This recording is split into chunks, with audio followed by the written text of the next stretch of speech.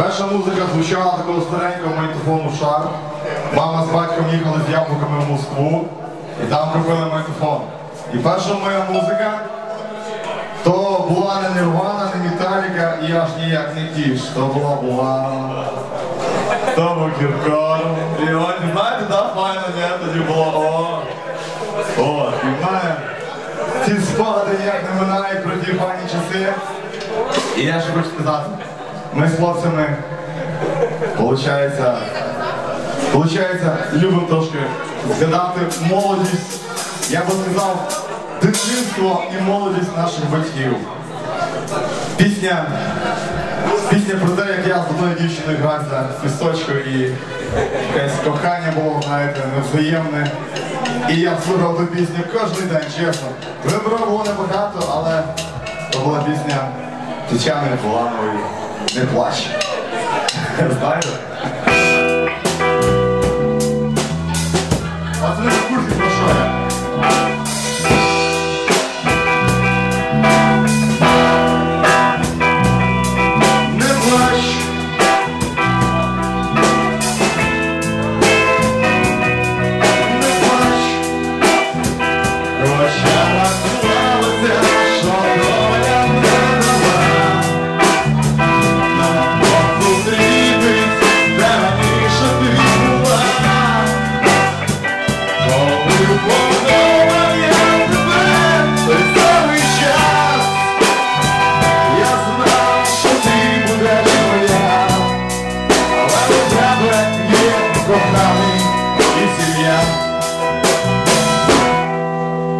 Пісня ми не любимо російською слухати і переводимося на українську мову.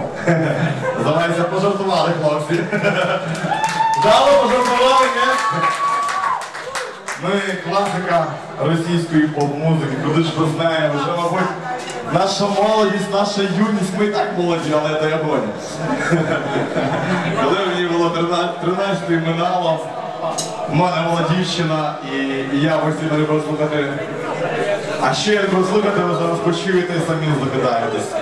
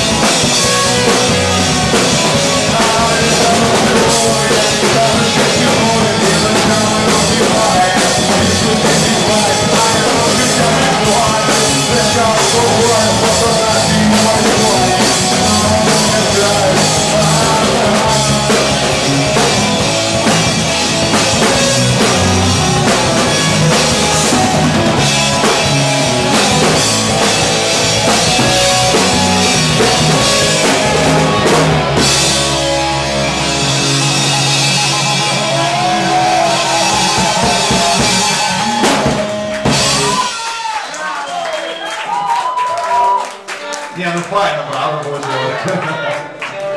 Друзі.